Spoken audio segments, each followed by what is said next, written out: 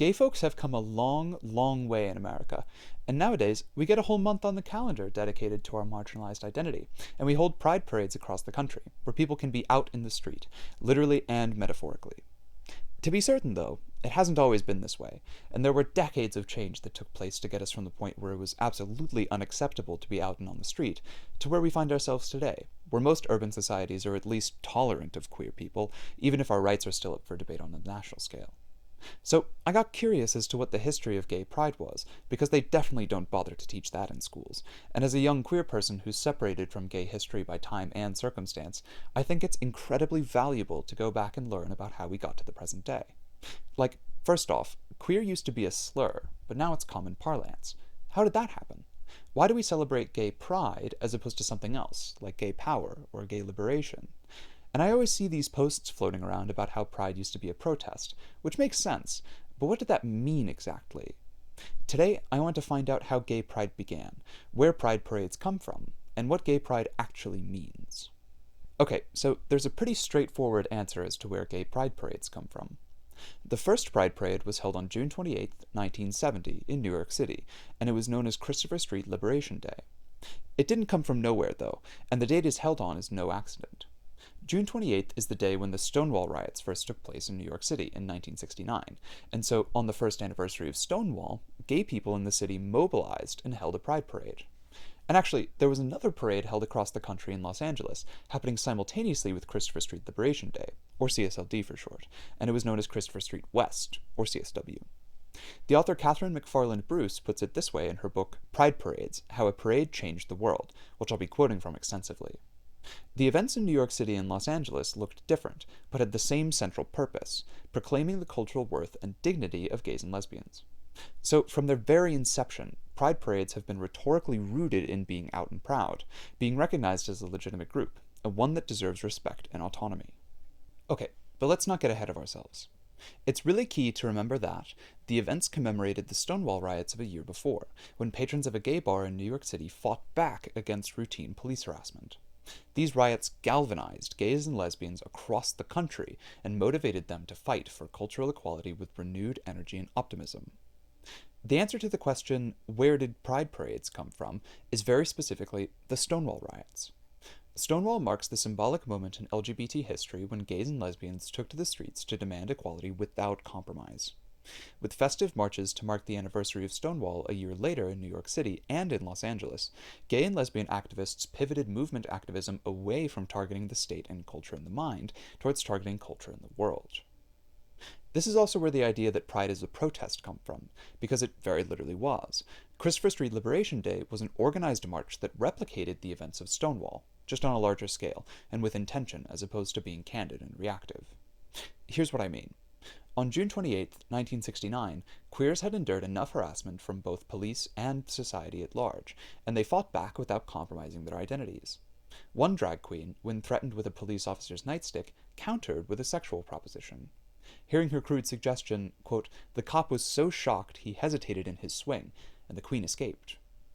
Stonewall was a queer protest, and so the protest was queer. How about that? Thus, as an extension, visibility of queer identity is a protest against heteronormative society in and of itself by just being gay and proud. So, when compared to the civil rights or women's rights movements of prior decades, CSLD and CSW were unique in tone as well as message. Instead of an angry march or a solemn vigil, participants staged moving celebrations that, for many, were downright fun. So, that answers the question of what was the first Pride Parade. However, Pride has a little-known precursor, the annual reminder. On the 4th of July each year, from 1965 to 1969, activists silently picketed Independence Hall in Philadelphia to bring attention to gay rights. The annual reminder looked very different from Pride, because, frankly, there wasn't any pride to be had, and the clever amongst you will have already noticed that the annual reminder only ran for 4 years, and was effectively replaced by Christopher Street Liberation Day. Before the idea of a pride parade was even a thing, though, the annual reminder was indicative of most gay and lesbian public activism at the time, which pursued narrow political goals and emphasized gays' similarity with heterosexuals. Essentially, the rhetoric was that gays were hardly different from straights, only that they loved people of the same sex. Thus, People who put on and marched in the annual reminder were referred to as homophiles, which just sounds super weird, and I'm glad we've left that behind. Although, the homophiles were fighting an uphill battle, and were trying to combat a genuinely homophobic society. To show that they deserved equality, activists fought dominant stereotypes of gays and lesbians as perverts and sexual predators entirely at odds with respectable society. By dressing in conservative clothing and adopting a solemn demeanor, they practiced homosexuality as a small, isolated aspect of identity that did not hinder gays' ability to be good citizens and neighbors. As opposed to the out and proud rhetoric of gay pride, these people were trying to convince society that there was nothing to be proud about, and that they could contribute to normal society and follow the rules like everyone else, except for the fact that they were gay, and there was no fixing that. In this sense, scholars describe the homophile movement as accommodationist, because activists did not challenge negative policies and cultural meanings head on, but rather attempted to forge a safe compromise in which they could live unmolested. It's just a turn of phrase, please don't freak out. I would like to highlight that, despite being the quietest and least impactful group of gay protesters, the homophiles were facing a widespread cultural belief that queerness was dangerous, immoral, and downright illegal. Gays and lesbians appeared in the public eye only through stereotyped images, as effeminate, sex-crazed men, or butch, possibly predatory women.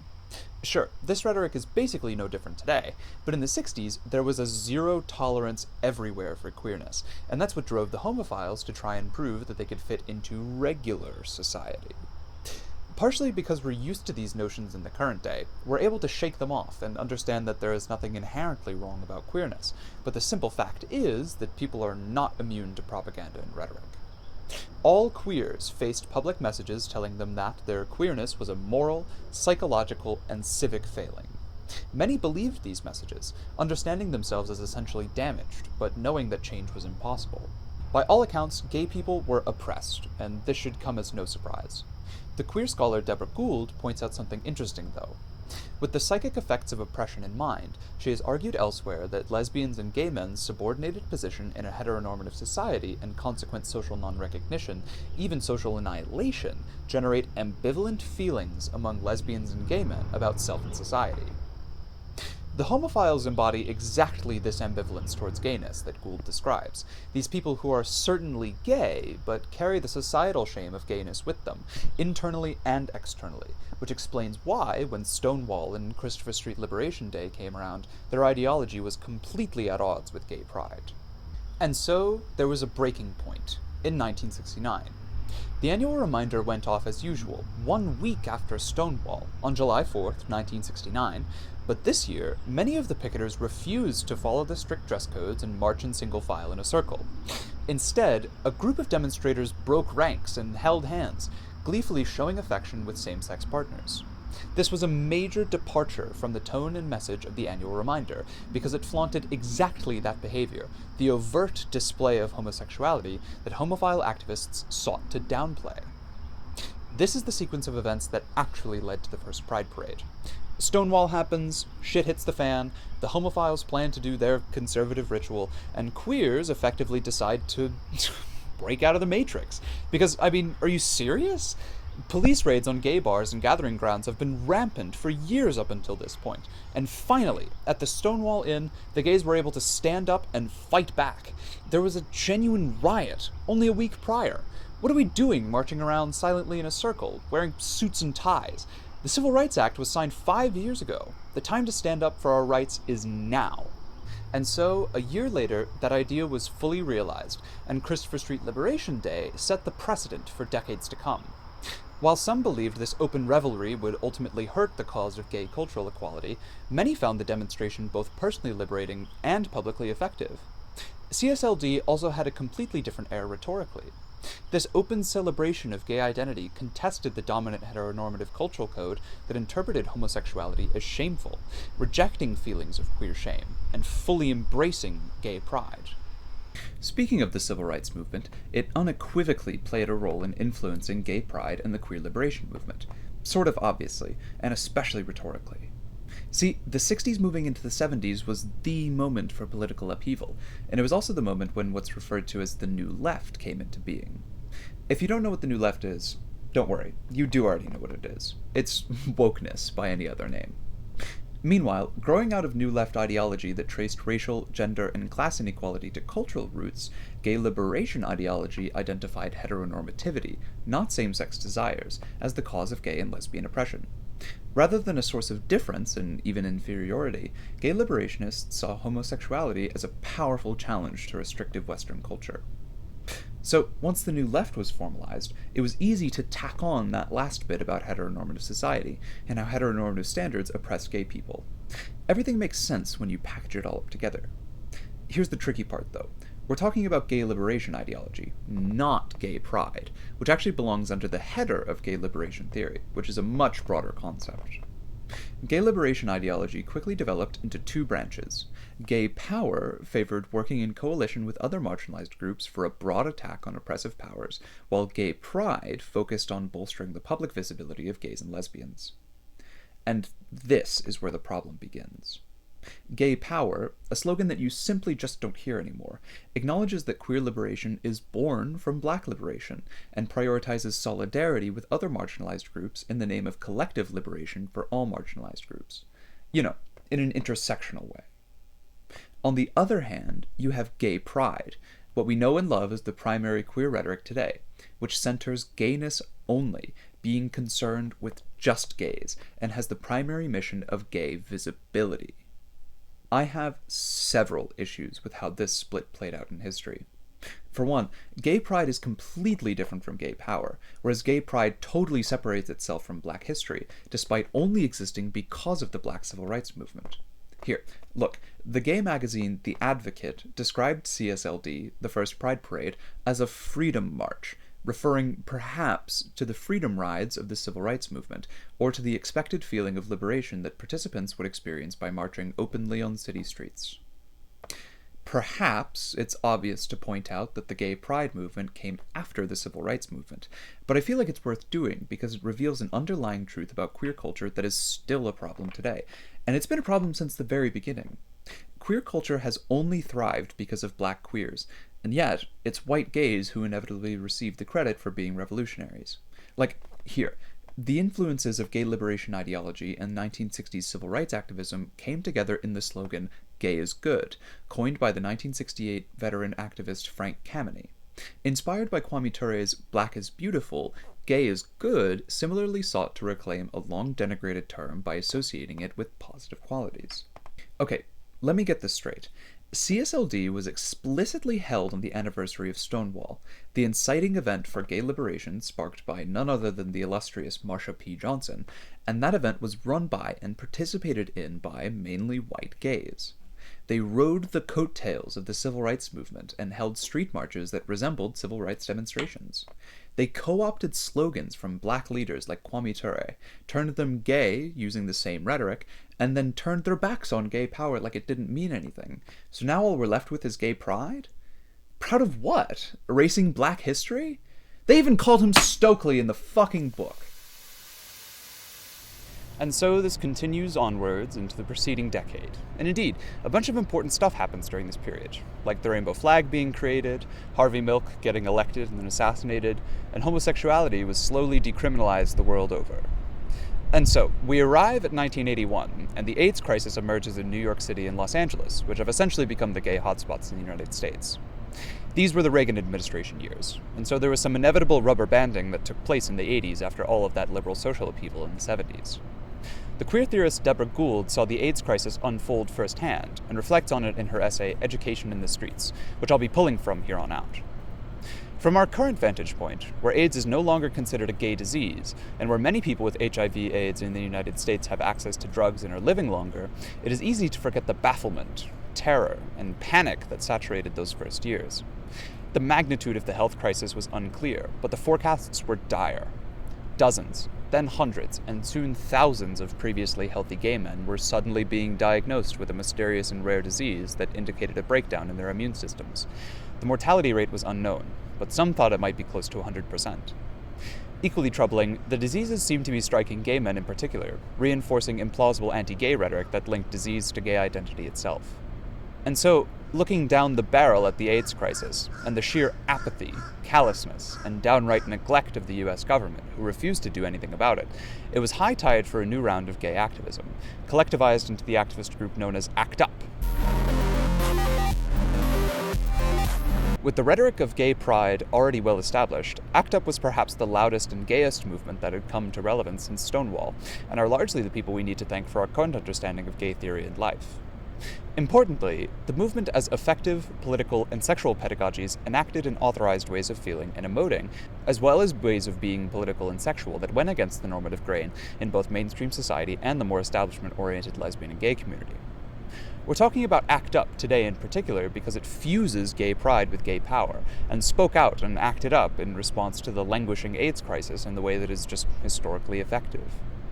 Like other social movements in the United States, ACT UP confronted an American ideology of democracy that locates legitimate political activity in the halls of legislators and in the voting booth, and maligns street activism as unnecessary and extreme, a threat to social order. ACT UP also faced a dominant emotional habitus that governs the US political sphere. In the realm of political conflict, we tend to favor calm, dispassionate discussion over furious outrage expressed by socially marginalized people amassed in the streets. ACT UP were nothing like the homophiles of the 60s, who wished to be low-key, quiet, and orderly, being kneecapped by respectability politics, whereas this new...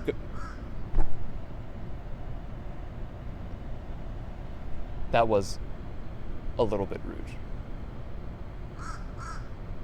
Still, it wasn't at all easy to stand out, act up, and fight back, particularly during the AIDS crisis. I mentioned this idea of gay ambivalence earlier, about how no one is immune to propaganda, and part of what made the homophiles sniveling conformist dorks is exactly this ambivalence, this knowledge that gayness is perceived as a problem, as sin, and as a danger to society, and those notions stuck in the minds of early gay activists. This gay ambivalence only became more complicated for gay people when AIDS first broke out. They furthermore had to consider their relationship to this epidemic. How should they feel about it, and how should they respond? What did AIDS reveal about them? How should they approach the question of the relationship between gay sexual practices and these deadly diseases? How would the epidemic and society's views about it affect lesbian and gay communities? To what extent should they identify with and mobilize around this health crisis, given the immense stigma of AIDS? For certain, it was tough to decide whether to embrace or to condemn people with AIDS, because it was easy for straight society to just throw gays under the bus. In a context where mainstream discourses construed AIDS as proof of gay defiance, the perplexing and ambiguous nature of AIDS elicited understandings in gay communities that perhaps inevitably were filled with self-blame, shame, and anxiety about social rejection. This rhetoric was incredibly difficult to fight, and even within the gay community, AIDS demoralized even those who were out and proud, and there's no faulting that. It's the self-esteem tower of terror, as the comedian Chris Fleming puts it. It was an all-time high for game shame and pride, all at once, and often vacillating. That widely circulating, contradictory constellation of positive and negative affective states, simultaneous self-love and self-doubt, gay pride and gay shame, as well as attraction toward and repulsion from dominant society, has political effects. The AIDS crisis demoralized the gay community, for sure, but it also galvanized all the gays of the 80s to come together, to bridge gaps, and to maintain focus on an issue that affected queers specifically. Lesbian and gay individuals, activists, and organizations repeatedly expressed and evoked feelings like love for their gay brothers and pride about the community's responsible efforts to fight AIDS, as well as shame about gay sexuality and a corollary fear of intensified social rejection. Anger about the government's unwillingness to fund research and services was frequently suppressed. Because of the severity of AIDS and the exigence to fight back against the national government, lesbians joined hands with gay men in order to incite political action. There's no mistaking the fact that ACT UP is a political action group, because it was protesting against the government for its negligence towards the AIDS crisis as its primary goal, although ACT UP as an organization went much farther than that. ACT UP's emotional pedagogy offered new ways for lesbians and gay men to feel about themselves, about dominant society, and about political possibilities amidst the AIDS crisis, offering a resolution of sorts to lesbian and gay ambivalence that emphasized self-love and self-respect over shame and self-doubt, authorized antagonism towards society, erased fear of social rejection, and challenged the desire for acceptance on straight society's terms. So, okay, before we talk about what these new ways to feel about themselves are, let's trace this out. Over time, the way queer people have been referred to as a group has changed drastically, and nowadays, the thing that you'll see most commonly is referring to all of us as LGBTQ+, which is just clunky, but that's not the main point here. How we used to identify during this initial era of ACT UP and before then in the 70s was very simply just as gays and lesbians. There you go, that's it. You're either a gay or a lesbian, and so the group was gays and lesbians. Through ACT UP, and because of the AIDS crisis, there was solidarity between the two camps like never before. Often largely operating in parallel, the two were now intertwined. Unified, they became known as queers. Crystallizing this alternative set of feelings was a newly politicized queer sensibility that emerged within ACT UP and quickly spread to sexual and gender outlaws not directly involved in the movement. In its valorization of angry, confrontational activism, as well as gay difference and sex radicalism, queer knit together ACT UP's effective political and sexual pedagogies and effectively addressed the movement's complex context. Gone was the specific binary of men loving men, women loving women.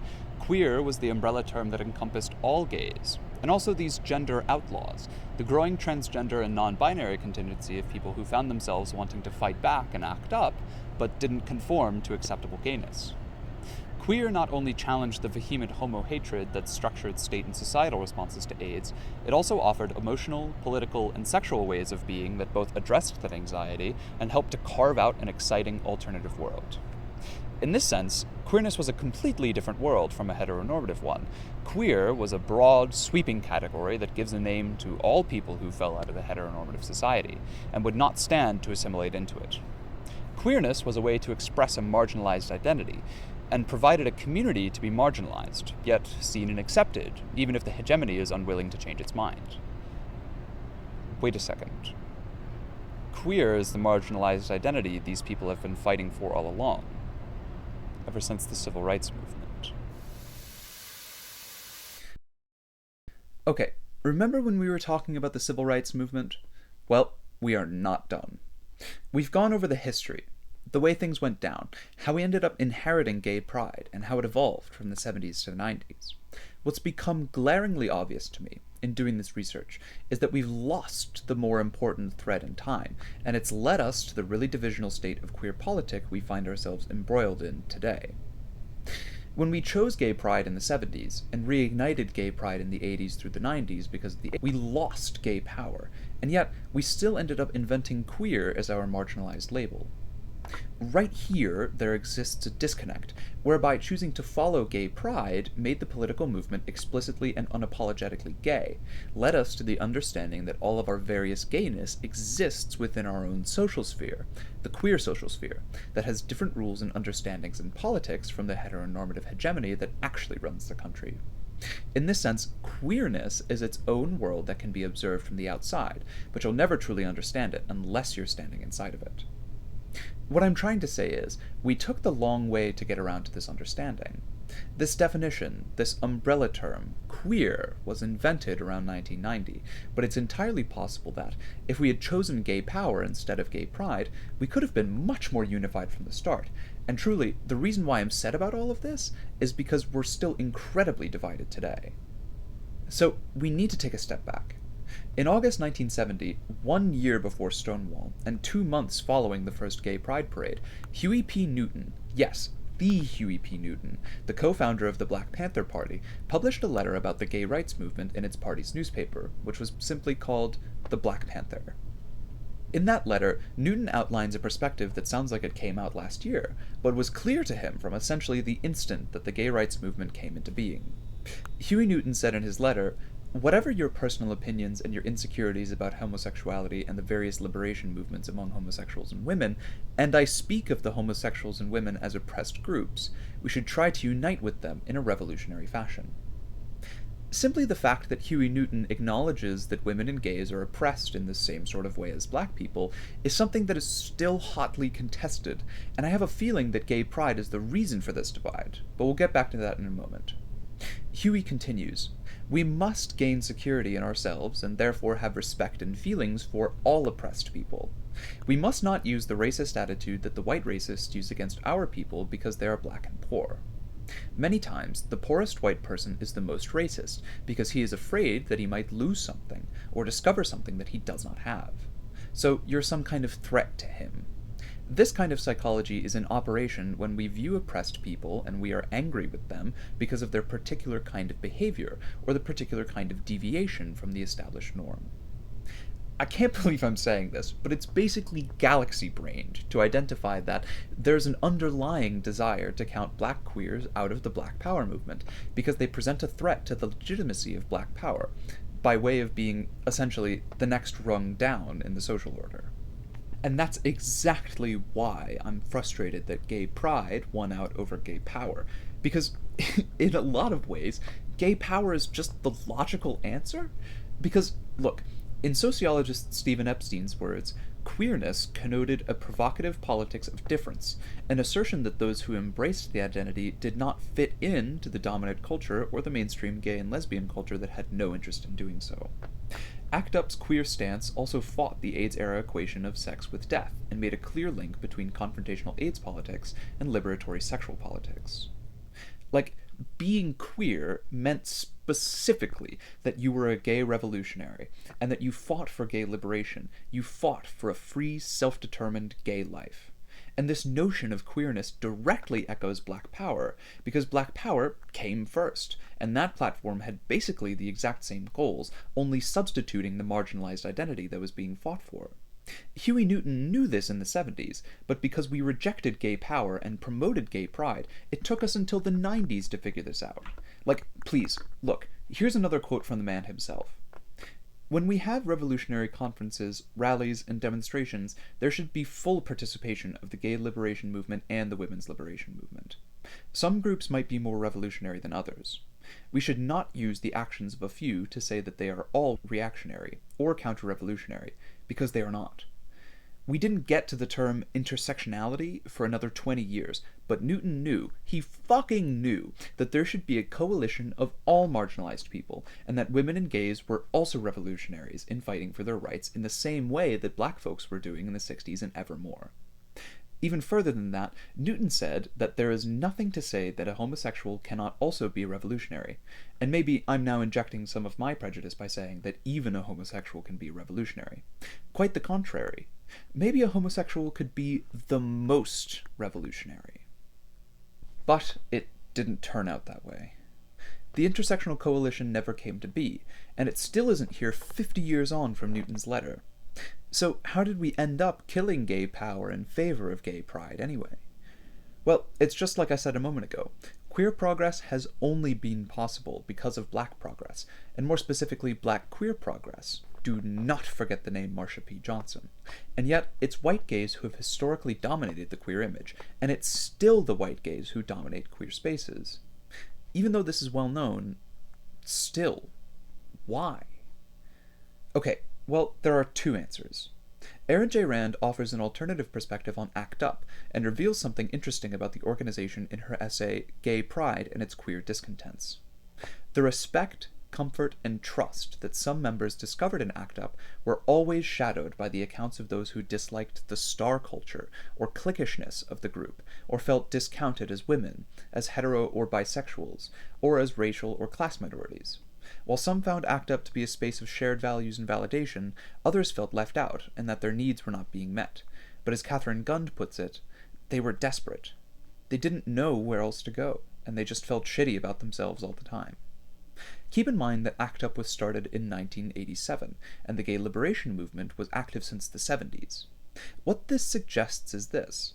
Specifically because gay rights followed black rights, it took the gay liberation movement about the same amount of time to desegregate and respect women as it did larger society. Literally, white men took center stage because they were the most acceptable by societal standards by virtue of being white men, and this only magnified during the AIDS crisis. So, in some sense, there's nothing you can do about this, but it's statistically true that the AIDS crisis primarily affected white gay men. Like, here's the chart. 60% of AIDS cases in the 80s were white men, and during the height of the crisis around the 90s, it was closer to 50%. And so, national attention was on white gay men. Queer attention was on white gay men, because they were the ones disproportionately affected by AIDS. But that then begs the question of, naturally, why? Like, a disease shouldn't discriminate, should it? Well, certainly it doesn't, but because white gay men had the most visibility in the gay community, it was them pushing gay pride, embracing public visibility, and so, as it turns out, it's white gay men who could chase the most game, and so it spread between white gays. Or at least, that's my theory.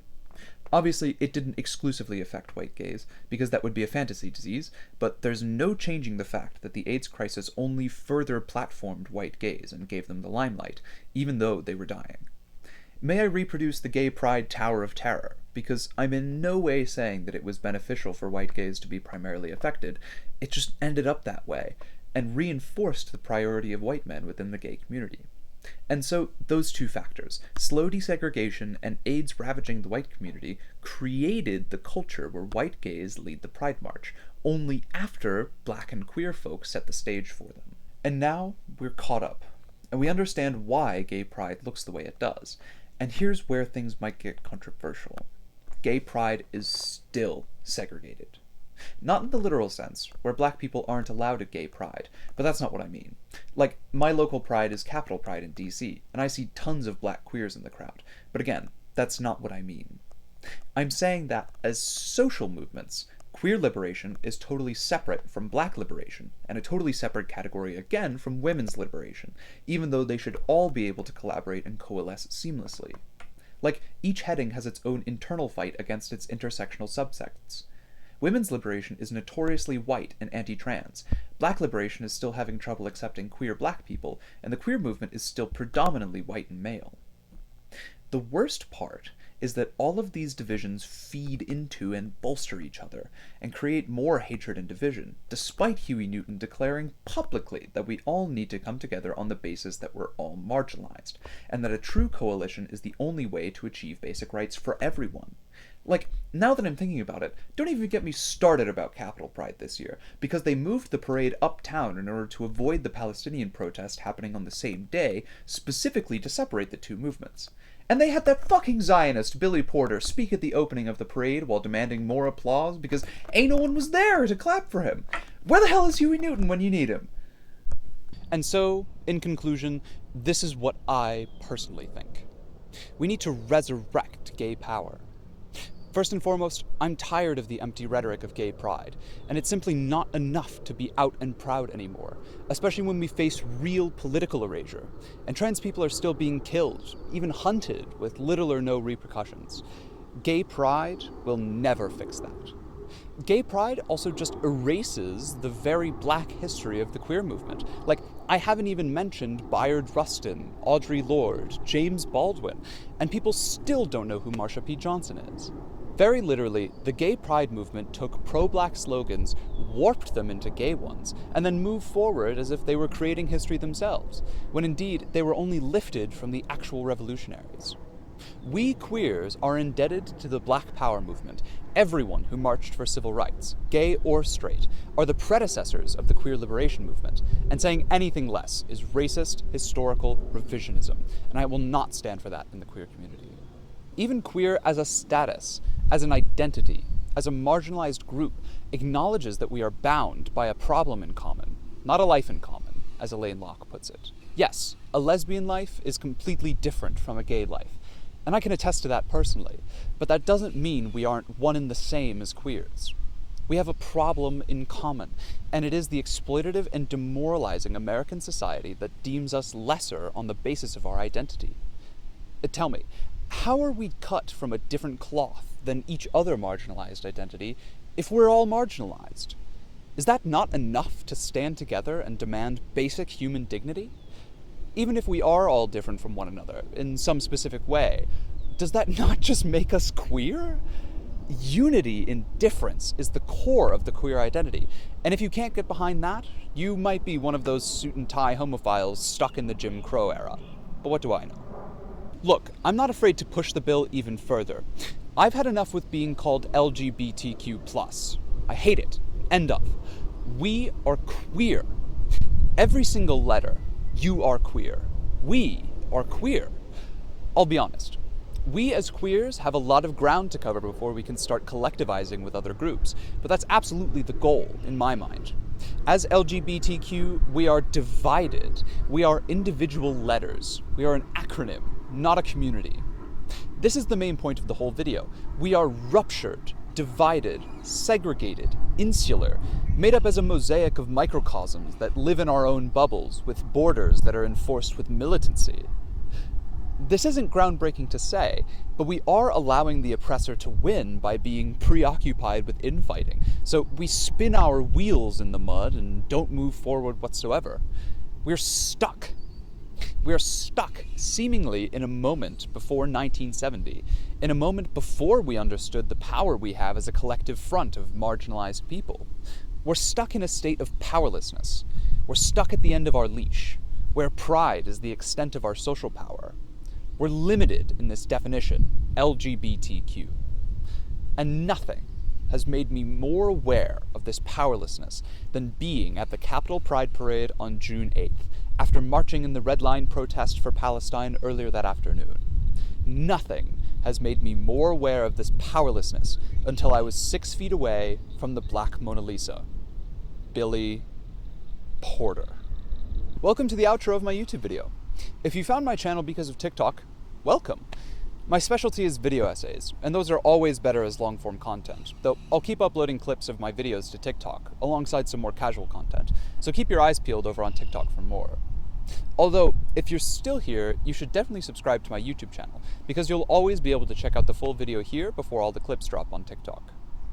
But yeah, right now I'm in a race for monetization because I'm trying to make at least a nickel off of this so I can apply for Snap. I'm a self-proclaimed penniless queen, after all.